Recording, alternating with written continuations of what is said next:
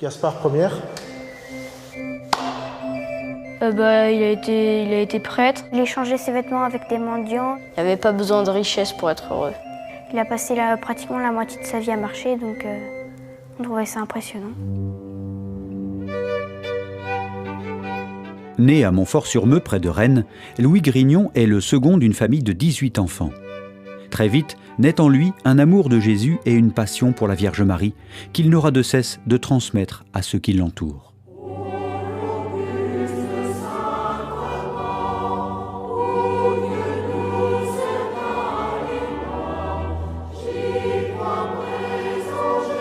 De Rennes à Paris, de Poitiers à Rome, Louis-Marie marche infatigablement, en quête de son destin.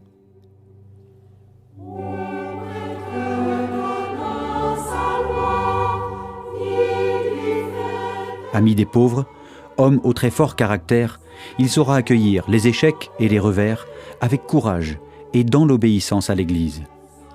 Il transmettra cet amour de la sagesse tout au long de sa vie missionnaire.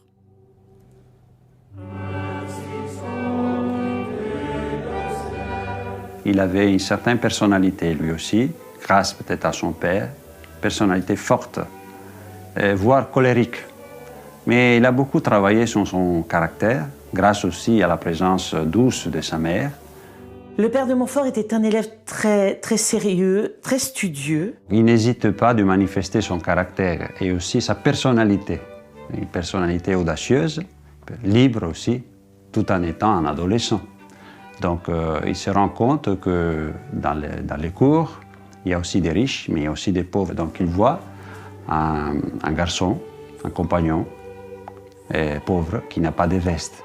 Il fait l'aumône auprès d'eux dans son collège et il lui manque une certaine somme. Il se rend chez un tailleur à qui il remet cette somme d'argent en lui disant « Eh bien, pour l'amour de Jésus-Christ, veuillez compléter, veuillez offrir à mon camarade l'habit qui le vêtira. » Il est devenu vraiment pour la foule le bon père de Montfort.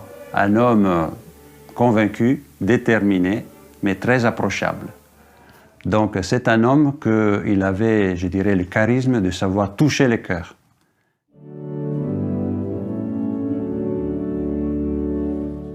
Louis-Marie, c'est un artiste, avec plusieurs facettes. D'abord, c'est un sculpteur. Il aimait beaucoup sculpter. Et nous avons ici, à la maison natale, aussi deux souvenirs merveilleux. C'est Notre-Dame de la Sagesse qu'il a sculpté pour l'ermitage de Saint-Lazare et les crucifix devant lesquels il priait en solitude. Saint Louis-Marie se sert aussi de la musique pour évangéliser. Il change les paroles des chansons populaires de l'époque pour rendre le message des évangiles le plus accessible possible à une population très illettrée. Donc, il a composé 164 cantiques qui permettent aux gens, en chantant, de connaître l'Évangile et les vérités de la foi. Tout en suivant ses études, Louis-Marie participe à des œuvres de charité. À l'image du Christ, il voit dans les plus pauvres Dieu lui-même. À Rennes, il a ressenti un attrait, une vocation, un appel de devenir prêtre, de devenir missionnaire. Et il traverse pour aller à Paris un pont, le pont de Cesson. Et c'est à ce moment-là qu'il dit que, une fois traversé ce pont, j'ai quitté ma famille et je suis entré dans une nouvelle famille, la famille de la Providence. Et alors là, il donne sa veste à un pauvre, il donne son argent à un autre pauvre. La passion pour le pauvre, ça vient d'abord, comme on peut imaginer aussi, de sa profonde relation avec Dieu. Donc Dieu, pour lui, c'était quelqu'un qui se penchait sur l'humanité pauvre, nécessiteuse, en se reconnaissant lui aussi pauvre devant Dieu.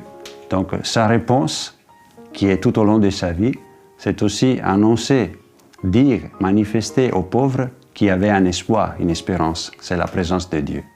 Après ses études au séminaire Saint-Sulpice à Paris et suivant les conseils de Madame de Montespan, le jeune prêtre partira à Poitiers, où il servira les pauvres de l'hôpital général. Deux personnes seront particulièrement touchées par son rayonnement, Mathurin Rangeard et Marie-Louise Trichet.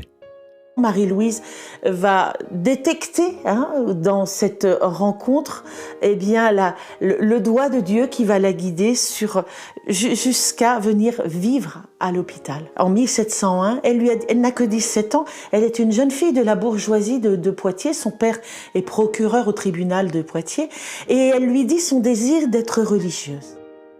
Parce qu'il voulait toujours encourager les autres à s'engager sans avoir peur. N'ayez pas peur, c'était un petit peu ce slogan. N'ayez pas peur parce que vous aurez toujours la confiance de trouver une solution. Et alors c'est là que lui permettait aussi d'entraîner les autres. Et Mathurin Rangeard était un jeune, 18 ans, qui venait, qui passait, il voulait être capucin. Et puis il rencontre le père de Montfort à Poitiers. Et le père de Montfort sent dans cet homme un personnage quand même attrayant et plein de don de lui-même, quoi, il voulait se donner. Alors il lui dit, écoutez, je crois que j'ai besoin de vous. Venez avec moi, dans mes missions, vous m'accompagnerez, etc. S'il parvient à toucher les cœurs, son caractère très entreprenant, sa foi et son exigence lui créent de nombreuses jalousies et critiques, y compris parmi les personnes influentes du clergé. Il dérange, sa présence dérange à la Salpêtrière aussi, parce qu'il veut mettre de l'ordre et aussi faire remonter la dignité des pauvres. Et donc là aussi, un jour, il trouve sur son assiette un petit bout de papier, vous êtes mis à la porte. Et donc il n'a pas d'amis, il n'a pas de connaissances à Paris. Donc la seule chose, c'est d'aller demander un abri. Il va vivre reclus sous l'escalier de la rue du Pot de Fer à Paris. On est en 1703. Et c'est vraiment rejeté de tous, dans une solitude extrêmement profonde. Et c'est là, ça demeure pendant 6 mois, en silence, en méditation, en écrivant aussi de belles choses. Peut-être c'est là qu'il a écrit L'amour de la sagesse éternelle. Et il va vivre une expérience qui est lumineuse, qui dès lors va orienter toute son existence. Il va se laisser au cœur de sa nuit. Il va se laisser toucher par l'amour de Dieu qui va venir le rejoindre sous les traits de la sagesse de Dieu.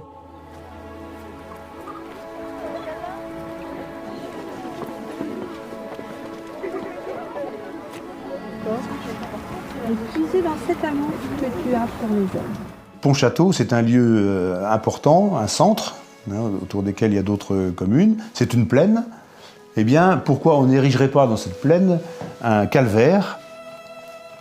La bénédiction était prévue le 14 septembre, comme il se doit, le jour de la Croix Glorieuse.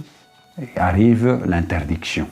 Donc l'interdiction de bénir, de consacrer le calvaire, qui arrive de Versailles, donc Louis XIV, parce qu'il y avait des soupçons, il y avait des jalousies parmi le clergé, et donc il n'a pas pu consacrer le calvaire. Et bon, il accepte cette humiliation comme une épreuve pour lui, pour purifier ses intentions, pour voir vraiment s'il était vraiment motivé uniquement pour la gloire de Dieu et pas pour la sienne. Et l'évêque, quelques jours après, lui a réenvoyé une autre lettre, c'est encore plus dur, lui disant qu'il était interdit de tout ministère dans le diocèse. Et donc, il n'avait plus qu'à partir. Malgré ces épreuves, qu'il surmontera dans l'obéissance à sa hiérarchie, le père de Montfort continuera à évangéliser les foules de l'ouest de la France en organisant des missions avec de grandes processions et en créant des écoles charitables, comme à La Rochelle, suivant en cela l'ordre reçu du pape lui-même qui l'avait nommé missionnaire apostolique. On retiendra la devise de saint Louis-Marie Grignon de Montfort, « Dieu seul », et le « totus tuus », tout à toi, adressé à Marie qui conduit à Jésus. Avant de mourir, donc, il a bien sûr écrit son testament où il laissait le peu de choses qu'il avait à disposition à ses compagnons qui étaient là. Il s'est confessé aussi. Et à la fin, tout en manifestant aussi son combat spirituel, il dit aux gens qui étaient là à son chevet, « Je me trouve entre Jésus et Marie. je ne pécherai plus. Et il ferme les yeux.